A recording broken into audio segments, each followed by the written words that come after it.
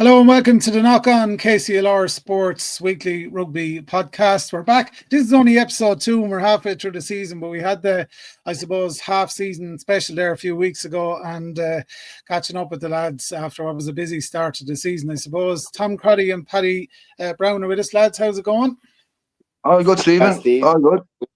We have a bit of business to deal with first anyway. There was a match in the last couple of weeks. It was close, but Carlow came out on top. That was the Southeast final. 30-29 was how it finished up. I'd say the old blood pressure was high that day, Tom. A wee bit, yeah. Look, it was actually, like, to both sides, it was a cracking match. A really entertaining match. Loads of tries, loads of scores. A good local derby, and in fact, both teams went for it. You know, you can see from the final scoreline, 29-30, that like everyone threw the kitchen sink at it. It wasn't just one of these tight, stuff up the jumper and hope on for the best. It was both teams went for it from the first whistle to the last whistle. Started off we same as usual. Tullow scored the first try in Tullow. I don't know what it is. I can't remember the last time we scored the first points in Tullow, but they scored, and I think things settled down after that, and we scored almost straight back at that and got a conversion. So it was 7-7 all. We went over not quite confident, but we were a bit more confident than other years in the fact that we knew we were playing well, and we knew there was a performance in us. So, like, it was always, look at it. We all know what the Black Gates are. It's one of the hardest places to go and try and get a win in. But we were missing, I suppose, talisman with the Welsh Shirley was away, which would have been was a big enough loss for us. But everyone was geared up and fired up for us. We had a good win with the seconds. The second had a very good win in beforehand, so it was kind of the atmosphere kind of risen from that, and we played some lovely rugby. Both sides played some lovely rugby, to be honest, and the packs were evenly matched. To score for score in the back line. From our own point of view, our lineouts were good. There were our key restarts were poor to start. We got, I think we knocked on, was it 2 or 3 restarts in the first half. But then that kind of tied it up. Our lineouts were firing. Our scrum was firing. We had young Alan Owens at 10, who had a terrific game. Alan had played in a friendly against Tullamore the previous week. We're just trying out of 10, and he had an extremely good game. He's a bright young talent and has no fear going forward. Good distributor of the ball, confident with the ball in hand, knows when to pass and when not to pass. So he was probably a bit of a light for us, that we kind of saw another option at 10. The pack played extremely well. Front row solid. Second rows with John Lyons, his usual stalwart, and the back row were phenomenal. Reece Edghill was just chop tackling all day. We were just slightly ahead at half time, and we knew that's not a lot. Turned into the second half, and it was a ding dong. We went ahead, and then it came right down to the wire, and we were up by 6, and we had said, lads, if they are going to score, push them, keep them to the corner. And it was a kick off. We got ball was probably just inside between our kind of 10-meter and try line, and ball was passed back to Ben to kick it out, or to kick it up the field to try and get away, but he got a bit blindsided, kind of was maybe a bit too relaxed on the ball and got blocked down, and we thought, oh geez, here we go again. going to score under pause, clap the conversion, and that'll be that. But in fairness, there was a couple of fades. Tullow took up the ball once or twice in tight, and we had said, and we have been practicing to push defence where we're trying to push them out. And probably the first time all season it actually worked, and we pushed Tullow across the field, and they did get the score, but they got it in the corner, and lucky for us, missed the conversion. We held it well from then. We got a scrum in the middle. We had a scrum in the middle of the park just after we were in final time was up. We got a scrum in the middle park, held that, and kicked the ball out to win. So look, it was a good performance all around, I have to say. I know I mentioned a couple there, but I can't mention too many individuals. The bench were super coming off Conor Moore, who hasn't played in nearly 2 years. Have been playing seconds. Come on, and he's a big man and matched the physicality of Tullow coming onto the ball. But I have to say, from 1 to 22, they were just really dogged in the way they played, but yet didn't have fear to throw the ball around. That's looking, and not blowing smoke to Paddy or to Tullow, but they did play some really nice rugby as well, and it was a cracking game from a visual point. I know my position would be different as managing the team.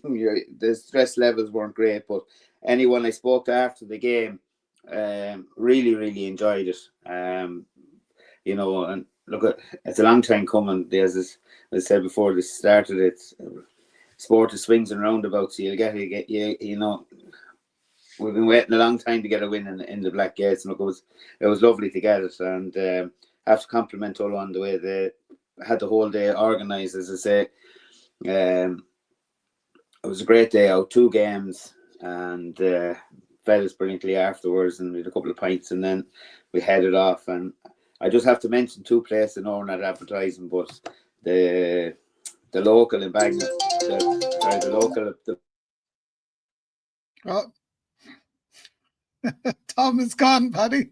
For anyone listening to not watching on YouTube, Tom got a call there and must have knocked off his iPad, so he's gone. He was in the middle. Well, Tom will be back, so I might just respond to some of the things Tom said there in relation to the game.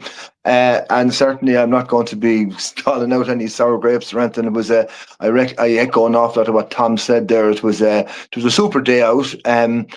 It was a beautiful day weather-wise, and the 3G pitch played a blinder. 2 teams went flat out at it. I mean, Tullow haven't taken the South East Cup seriously in the last couple of years. Carlow have now won it for the 3rd time in a row. But, we did end up taking it seriously this year. We scraped through a few pool matches.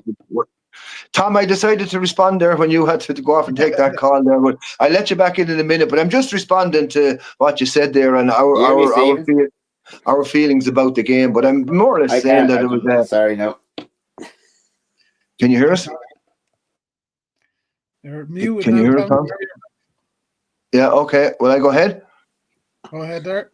Yeah, so I was just saying, Tom, that it was Tullow didn't play in the South East Cup the last couple of years, and we decided to this year scraped through a few matches between Kilkenny, Ross and Wexford, I think. But once we knew who the opposition were in the final, that changed the whole game. And certainly we were on the Christmas break from the league matches and all of that, and it was it turned out to be a great occasion. Huge crowd in the Black Gates for a non-league match, if you like, which just shows you the rivalry between the 2 clubs and how we bring the best out in each other. And we've often said it on this forum before, Stephen, that the Carlow and Tullow and say Kilkenny in a tie as well, we're always better off playing in the same division because we always bring the best out in each other. And the South East final in Tullow on the 29th of December was certainly no exception to that. Both teams were, as Tom said there, went at it hell for leather.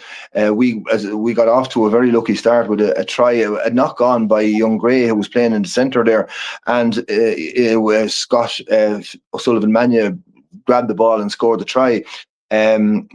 but like, while that was a mistake on Young Gray, he had a superb game after, and he certainly was he's a fantastic runner, and he's certainly one for the future. I hadn't seen him play before. But all the rest of Tom said there was, he mentioned the conversion with the last kick of the game, and at that stage our regular kicker Adam Johnson had got off, and Scott O'Sullivan, who had scored 2 tries during the match, barely missed the conversion to win the match. And it was very tough on him, because he had kicked his kicks previously, and he was standing in for Adam, and plus the fact that he scored 2 tries. But nonetheless, we are not saying anything other than it was a well-deserved win by Carlow. They were the better side. Both teams, as I said, as Tom said, we went at it hell for leather. There was fierce commitment from both sides, from both packs, and fairly heavy hitting, but it stayed within the bounds. There was no vitriol or acrimony. It was a grand, sporting, tough match, what you'd hope for and expect in a derby like that. Yeah. So to add to that, then it was a great day out socially as well. The Carlow people came in big numbers into the clubhouse, and the Leinster match was on later on, which added to the occasion. And there was great camaraderie between the two clubs, and it's wonderful to see that. It wasn't always as good as that, I would say, but certainly that end of the relationship between the two clubs is excellent at the moment. But I will finish by reiterating what I said: the best team won on the day. So congratulations, Tom. So lads, it's all back to the Leinster League now this weekend. Paddy, you're in Division 1A. You have Tullamore. We're starting the run-in. We started the first phase of the run-in against the tie before Christmas, and come out the wrong side of that. So we're now second from bottom. Wexford, the way things are going, will probably end up on the bottom unless there's a major turn in fortunes for them. So it means that there's going to be a bit of a dogfight for second bottom, and it's very critical, because at this stage it does look like Malahide will come back down out of the AIL, which means there will be a playoff between the second bottom team in 1A and the second top team in 1B. So, as Carlow saw last year, you like to try and avoid that situation if you can. But I'm seeing now we're going to have it difficult to do that. We're playing Tullamore tomorrow, and Tullamore beat us by with a last-minute penalty up in Tullamore. But they've done better than that since, and they are a good few points ahead of us at this stage. But our run-in is Tullamore tomorrow at home, Sea Point away, who are second from top, Wicklow at home on the 31st, Suttonians away, who are league leaders, Wexford at home, and then Byrne away, and Byrne are going well as well. So, we need to pick up a few points in those matches and hope that other results go our way. Wicklow are closest to us, and they're 4 points ahead of us, and the tie are 5 points ahead of us. So it depends on results every day in all those matches, but we're going to have to win 3 or 4 matches to have any chances of avoiding second from bottom. So that's the challenge, and hopefully we can start that way tomorrow. We will be getting hopefully a few guys back that we were missing. I meant to say to Tom that both teams were missing 2 of their best players in the pack. You had Wesley Shirley and Johnny Murphy, and we were missing Martin Cole and Stephen Smith in the cup final. So that they more or less balanced each other out, I would say. So we'd be certainly hoping to have those 2 big men back for the next run of matches, because we've shown over the years that our strength is in our pack and in our domination of scrum and maul, and those 2 men would be very central to that. So hopefully we'll have those back for the next while. But it's all to play for. I personally am a little bit pessimistic at the moment that we can turn things around enough to avoid second bottom. Having said that, in the last couple of seasons, we did turn things around this time of the year, and you'd hope with the cup coming up that we would maybe hopefully turn things around again this year. We can't hear you now, Stephen. It's written here in a big thing in front of me. Mike is muted. And your youths and are the ladies in action this weekend, Paddy? Yeah, we have a full schedule of matches this weekend. A lot of matches were cancelled over the last couple of weeks. So our first and our seconds are playing Tullamore tomorrow. The ladies are away to Wicklow in the AIL at 5:00, and then we've about 8 youths matches. Some of them catching up on cancellations. But I would like to talk for a minute, if I may, about the matches last weekend. Our 18s won the Southeast, and they are proving to be a very competitive team.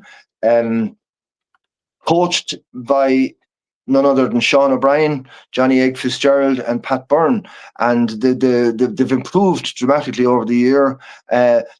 Tom will know that a lot of matches were cancelled, including their own finals last weekend, and some of those 6 finals were moved to Tullow and were played in Tullow, and that was one of them. The under-18 Southeast Cup final with Wicklow, and Wicklow came across with a good reputation and were unbeaten. But it was a very competitive match until we just pulled away in, I suppose, the last quarter with a final score of 42-12. So, but it was a great match to watch. There was some outstanding rugby in it, and that team are improving at such a rate. And under we don't have 2 18s teams out because we have a 17s team. So it's a very big panel and a very strong panel, and with some very big men in it as well. And they're improving match to match. They're playing Gorey tomorrow as well as a curtain raiser to our senior matches at 11:00. And of course, that's in the Premier Leinster League. And just to name the team, because they're worth mentioning. Full back was Jake McCurran. The 3 quarters were Aaron Young, Fergal O'Toole, Brian Nolan, and Rory Kavanagh-Flood. The halves were Ross Whelan and Padraig Daly. Front row, Jack Nolan, Brooklyn Byrne, and Oisin Traynor. Second row, Tiernan Whelan, Thomas Sherry. And the back row were Joe Warren, Oren Fenton, and Adam Larricky Byrne. The reserves then were Evan Nolan, Jacob Sherlock, Billy Young, Cian Murphy, Cathal Brophy, Owen Raleigh, Paddy Nolan, Kieran Donald. And mentioning the coaching setup was interesting because Sean O'Brien got married on New Year's Eve, which was last Wednesday week, and he was out in training on the Thursday night with that team and his fellow coaches, and was again on the line on Saturday for the final. So I mean, that kind of enthusiasm that's there from the coaching team and from Sean in particular has rubbed off on the players, and they really have improved dramatically as the year went on. So we're very proud of that team and of all our underage teams. As I said, a lot of games were called off last weekend with the frost, but about 6 finals were moved to Tullow. 4 played on the Saturday and 2 played on the Sunday. Our under 15s played against Gorey and won in the Southeast semi-final 38-22, which is a great win over a strong Gorey team. And our under 16 boys were in the plate final against Enniscorthy, and that too was moved to Tullow on the Sunday. And a cracker of a game, Enniscorthy pipped at 43-22. So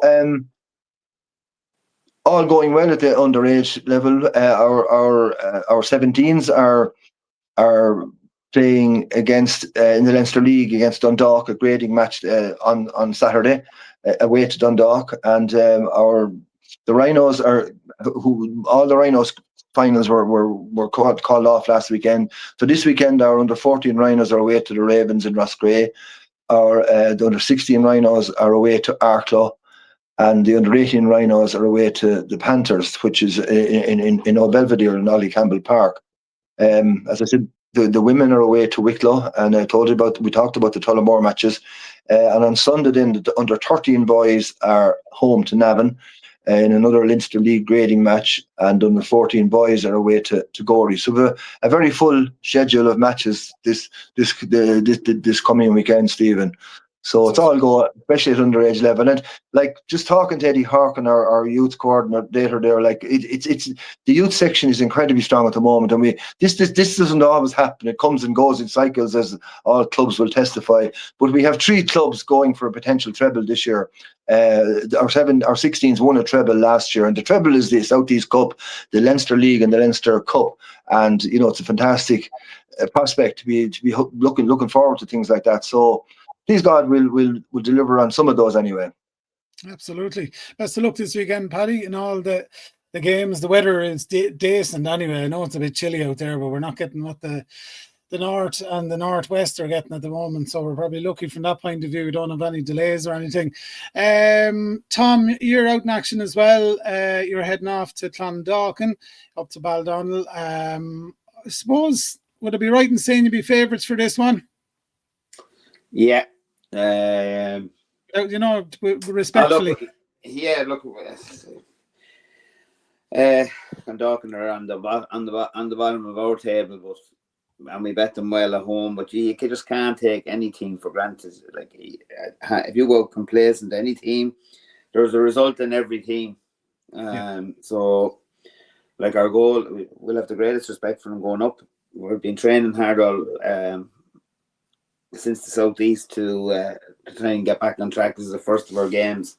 We have Clondalkin this weekend, followed by a very tough game away for first and seconds in Gorey, and our seconds are top of the table at the moment, and Gorey are second, so that's the top of the table clash down there, and there's no easy feat to beat Gorey and Gorey. Doesn't matter where they are on our previous result at home or where they're based on the table. It's a tough place to go get a win, and a tough place to travel to. The crowd is noisy down there, and they'll always perform that bit better, at home. But so that's why we have to this weekend with two full strength teams going out. I think we're only missing one or two. Conor Tracy just has a twinge of a hamstring since the Tullow game, and we have, I think, one or two away just away for this weekend. But other than that, we're full strength going into this game. So we're looking for the first thing's get a win, and whatever comes after that is a bonus for us. Where we're placed, we're third in the league. We're waiting on every other result to see can we get to second. But there's I suppose Dundalk and De La Salle are playing this weekend, which is a top of the table clash. So it'll be interesting to see what happens there. Look to give us I suppose if we're relying on that result, Dundalk basically have the League One at this stage. So we'll probably have to accept that fact and maybe hope that they can beat De La Salle, and then we just have to. It's a number of results then down to how results go to the end of the season to see can we compete for second. But our main goal, is just to put our head down and win all our final games if we can, and then we've Towns Cup away or at home to New Ross, and that's actually going to be played on the Saturday night in Carlow, and Saturday 2 weeks. So. We're looking forward to that. As I say, our seconds are top of the table. They're just looking to keep their winning streak on track. They've been training. Two teams been hopping off each other. There was, I think there was 45 there training last night. So, and our thirds are out this weekend as well. They're hoping they're going up to RD. Probably a bit under strength than they usually are, but it's just at this time of year with a couple of injuries and lads being away that they may struggle in RD. But look, they're doing well, and they potentially could top that table, and that they're playing in Metro 8. Our ladies then are away. They have a really tough game. It's their first game in a while actually, because they had 2 games conceded, which was a bit unfortunate for them, because they really they need games when you're only a team developing and you have new players in you need to be getting games under your belt. So we played them earlier on the season, and there wasn't a whole lot of difference in the score at the end, but they are very strong, and I know they're looking to get into promotion play. So it's a tough place to go to as well, travelling down. They're playing at 1 o'clock in Byrne on the Sunday. So look, we wish the girls the best of luck, and if the support can go down, they could do it, every bit of it. Our youths, as Paddy said, didn't have a lot of the games were cancelled last weekend. Our 14s lost out to a strong Gorey side in the under 14 Southeast final in Tullow. It was a cracking game, but Gorey they just have 1 or 2 players which at under 4 when you're playing under 13s, 14s, and sometimes 15s, one or two bigger lads can make an awful lot of difference. And Gorey just had one or two lads who were that little bit bigger and that little bit taller than ours, and there was really a kick of a ball in it by the end of it. But they put up a good fight, and it was a good day out for them. I think they went off. We had over, I think, nearly 300 kids went to the Aviva afterwards on the bus, the minis, and between minis and youths, there was I think it was nearly 300 went up to the Aviva on their annual trip up for the Leinster game. So they had a great day out, and but the 14s, they're a cracking side. I know they'll come when they develop a little bit of size. They're a little bit small at the moment, but they play a cracking brand of rugby and have no fear. So the youth fixtures then, Paddy went through the Rhinos.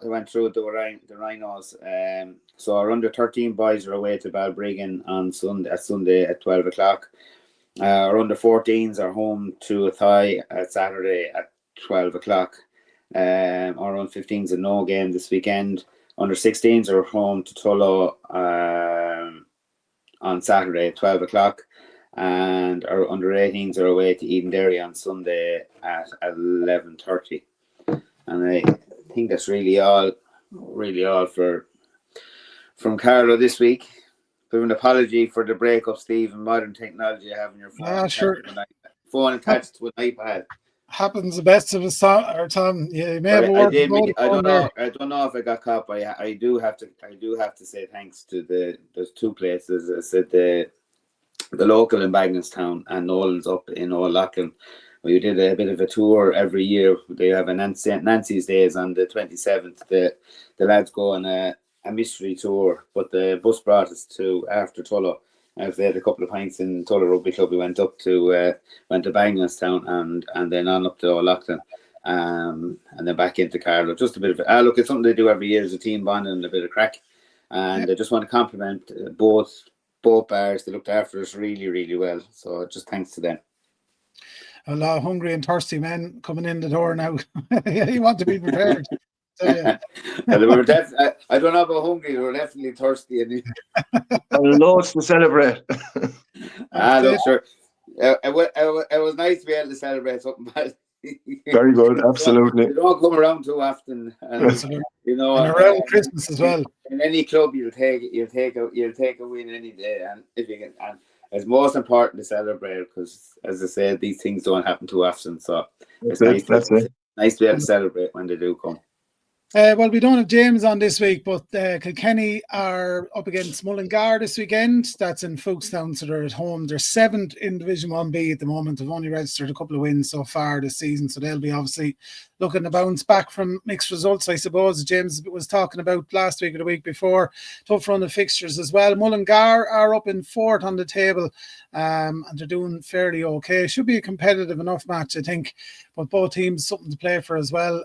Kilkenny could do with a couple of wins at home, I suppose, as well, just to stay in touch with the teams. Yeah, I think Kilkenny, I'll stick up for James on this one.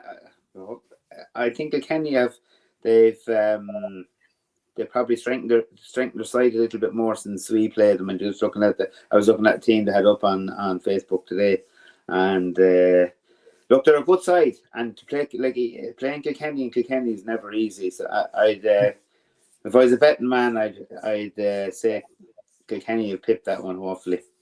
Yeah, absolutely. That's what we're all hoping as well. Kilkenny women are in action, Tom, against Southeast Lions. That's on Sunday in. Oh, that's a ding dong battle. Anyone wants a good game of ladies rugby, that'll be one. I know both teams in that are strong, and I think Kilkenny top it. I think Kilkenny could be top of the table at the moment, or near either first or second. So I think they'll have, and they're playing extremely well. So we'll have to wish them the best of luck. The very best of luck to them, and the very best of luck to you lads as well. Should we wrap it up there for the week? Actually, no, before I let you go, sure, we don't have James on, so we have a bit of time, I suppose. The Leinster, we'll talk a bit about Leinster. Leinster with a bit of mixed form from the start of the season. A lot of handling errors. The attacking game wasn't blowing anyone away. A lot of different bits and pieces like that. things start to click in the last couple of weeks, particularly against Connacht. The nice forwards play, or not forwards play, nice backs play and nice moves. Yes, there's still issues there, I suppose, with handling and bits and pieces, but it's nice to see Leinster playing like Leinster after a shaky start. They certainly seem to be recovering some of their flair in the second half against Connacht. Not in the first half, but in the second half they did. The interesting thing, the selection for tomorrow against La Rochelle is quite interesting.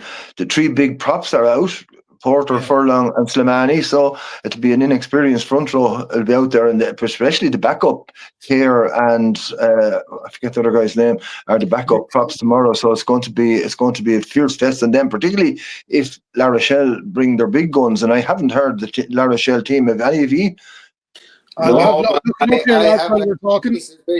be very surprised if Ron O'Gara doesn't bring a full strength or near enough full strength La Rochelle to Leinster. Yeah, well, facing into Antonio with an inexperienced front row is definitely a challenge, let's say, and Will Skelton behind him. So, it's Jerry Kerr and Andrew Sparrow. Oh yeah, they're the two. So they're very, very inexperienced at this level. But the only fear I have with that one is I know Prendergast is playing at 10, and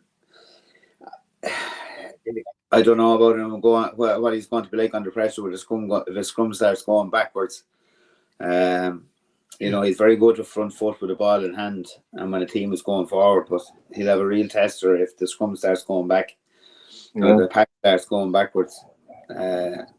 Still though, Leinster, every other season that we've all said, Leinster flying and they're top of the table and they're unbeaten, and there's this whole buzz about them, and they come and they're going to win this, and also they're favourites for the Heineken Cup. And maybe this year that they're coming in a little bit under the radar. I know things are improving, but Paddy, you know this from even the Tullow, when you get results and they're not quite firing, but they're just getting results, and then and then you go on and you go on and you win a cup at the end of it. And maybe this is the better way. You could be right, Tom. I hope you're right. They're certainly on a different trajectory this year to other years, and you'd like to think that. And they're trying out new fellas as well, like Deany from Wexford there, Josh Kenny on the wing. He's starting, and he's a great find altogether. And O'Brien, then Tommy O'Brien is playing out his skin. So they're trying out new guys, and that's good. And it'll be. I hope you're right, Tom, that they're improving as they go along, rather than I think. I say, Paddy, when you go out and you play a team this week, where you go out this week and you beat a team and you put 40 points on them, and then the next week you go out against a good side and you start struggling because you're hammering every week. But if you're just ticking along there and you're fine, you're building the momentum. I think maybe Leinster might have. I think the English teams are going to be. I think Bath are going to be another outstanding team this year. Against they're a serious outfit, and a lot of the really two teams are going to be from out of England. Will be Northampton and Bath. Both of us are seriously strong. Like I've been watching a bit of the Premiership, and some of the rugby has been absolutely fantastic. I don't know what's happened to Harlequins. Leinster must have put their confidence back in their box or something. Because since Leinster beaten them, I don't think they've won a game. They've been hammered, absolutely bed off the park in the last couple of games. But I don't know. I think Leinster. I think Leinster are coming good. I think Ulster are developing nicely in their own way. Munster are a bit lost in limbo land. And they can't blame coaching. Some of it is coaching, but I think after that Ulster game, a lot of lads had to look at themselves. An awful lot of missed tackles. It was a really poor performance. Performance by them. A tough match on Sunday away to Toulon. That won't be simple. No, it won't be simple. I hope that they turn up and put a bit of fight back into it. And Connacht need to get a win as well. They very shaky. I keep harping on like a broken record. You need 4 provinces to produce one country, and if we don't have competition Leinster can't keep turning out players and can't keep playing week in week out and expecting to have an Irish team that's going to fire. Players need resting and play. Absolutely. I see Byrne. They need game time in their own provinces without having to. all the stress, and if they don't have competition, it's not the same, you know. And there is a lot of good young lads coming through. The two Andy Ward's two young fellas are, geez, there's some prospects. There really are, and I see Bernard Jackman predicting a big Ulster involvement in the Irish squad for the Six Nations. So that'll be interesting to see. Will that happen? Well, I think they're definitely. I'd love to see some of the younger lads coming through. Well, he mentioned the likes of Tom Stewart as well, and who else? There was a few more. He mentioned Postlewaite. So they definitely have they're definitely playing with confidence at the moment, and fair play to Murphy. He's doing a job on him. Stuart McCluskey could nail down that 12 jersey for himself, because I think Robbie Henshaw is probably he's not firing at all. He's just lost a bit of his old. He's had no real proper form this season, and he's been in and out. And he's been injured too a fair bit. So yeah, he's struggling a bit, all right, compared to what he can do. McCluskey's a beast. He's an absolute beast. Yeah. And hopefully there's a couple of more like they're coming through. Ryan Gleeson with Munster and Edaupo as well. I mean, he's a monster of a man if you can get him fit and keep him playing. Because I know that he's, after his injury, there a few brought him to Dublin. Yeah. Also, that must be a sign that there has been interest in it. Well, you have to. He's just like he's bigger than John McCarthy. You know, if you have the two of those on the panel, come one after the other, and they're both firing. Yeah. You know, we don't have that. We don't have that size, natural size that the French have or the English have, and it's nice to see a couple of big lads coming along there. Yeah, nice to see JJ Kenny being consistent, I suppose, and another find for Leinster, but especially in terms of, I suppose, his athleticism, speed and everything, and he's not afraid to throw his body around either, like Tommy O'Brien, but it's just good to have with the likes of Lowe being injured and sort of getting that beholder as well, you know, just in terms of backs and wingers. Well, to be honest, I think Lowe's had his day. Like Robbie Henshaw. We need to put him to bed and find. We have too many. I wouldn't write him off yet. No, he'd love to hear you saying that. I think as an international, I'm not a fan. I think he's a good player, but I think at this level, I think we need to start finding exciting wingers. Like, you need guys with pace and speed and a bit of excitement, to match up what's coming down the line with England and France. Like, if you look at their wingers, you know, we need to have a bit of pace, and there is a couple of those Leinster that's coming through. Yeah, you know, hopefully we'll see a bit of an improvement this year. Absolutely. Leinster are missing quite a lot of lads, and you start naming out the fellas that aren't playing at the weekend. It's incredible. Like, they're across all the forwards and everything. Antonio is playing. Skelton is back. Jagu and Aldred are playing they're all starting for La Rochelle, and then they're Nolan Lagarrick, he'll be the backup scrum half for France. He's playing as well, and David Ninanashvili as well. And it's the first time they'll ever play Leinster. So La Rochelle have a good side out, and they'll be a bit sore after a couple of matches recently as well. Toulouse hammered them, yeah. Yeah, so you know, we just have to. They're coming fully loaded, so Stephen, by the sound of it. Yeah. Well, I said you never see O'Gara going to Leinster. No. It's like another rivalry, and it's turned into that sort of a thing as well. I'll be very worried about or like you were saying, Paddy, the props on the bench, which is very, very light when it comes to forwards. Especially going up against a team like that. I don't know. I think the bench has been the saviour, I suppose, for Leinster so far this season, getting through those sloppy, dirty games. You know, they bring on a couple of lads there like Snyman or whoever, and they turn, you know, that's steady the ship and get you over the line at the end of it. But like, if you go under pressure early on with La Rochelle and that, you're not going to have an awful lot of fire off the bench to do anything. I'll have to see. And what do you think of Joey Carberry possibly coming? God, I think he'd be That's a bit better of an off old going curveball, to. isn't it? I think he'd be better off going to Ulster because he'd get more exposure up in Ulster than he would in Leinster. I don't understand it, Paddy, in terms of the flow of out halves. Like, I presume Byrne is staying. I don't think he's going anywhere. Sam Prendergast. You've got Casper then as well, coming through in underage ranks as well.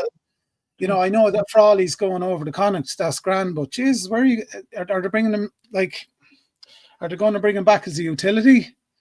I don't know. My lads kind of feel maybe they're looking at him at full back. Right. As a backup to Keenan? Yeah. It's about for international stuff because they're probably not expecting them to go back in international Carberry. No, well, he won't. But I can't see. I don't understand. If he's been brought back as 10, I have no idea what they're at because you have 3 out halves. You have three full backs as well with Hugo Keane and Jimmy O'Brien and who's the third? Osborne. Yeah. Jamie's injured as well. No, unless they feel what age is Byrne, unless they feel that Byrne might be still thereabouts in the Irish setup, I don't know. Just I'd say Harry is what, late 20. Well, 20. Would he? He's late 27? 20s. Yeah. I told him we'd be on the Irish panel, but like he'll be effectively third. On the Irish panel at least one out half for home. Yeah. Maybe that's what they're thinking. Yeah. Because I think and it's great to see Charlie Hector is starting to get selected. Absolutely. Playing centre, he's been awesome. He played really well the last day. 2 tries, nearly 3 tries. Only for he ran out of his team. But I know. But he's a big man. He's a very big man. He did a great game. And I think the fact that he's staying in the one position, playing centre instead of being this utility, I think that's half the problem sometimes with some of these players that aren't tied down to a position. They end up being utility players like Frawley, you know, and don't get the recognition or the game time where they should be. Happened Fergus McFadden as well, and a few lads like that, you know. Yeah, no, I think Hector will be a huge asset to Leinster going forward in the centre. And so he's a big man and he's a damn good player at that. Yeah, lads, good luck the weekend. All the sides, lady, gentlemen, and youths, and we'll catch up with you next week. We'll hopefully have James on the podcast as well, and see how Kilkenny got on as well. Paddy Browne, Tom Crotty, and James Blanchfield, and myself, Stephen Byrne. We'll talk to you next week on the Knock On. Take care. Okay, take care. Thanks, Stephen. Thanks, Paddy.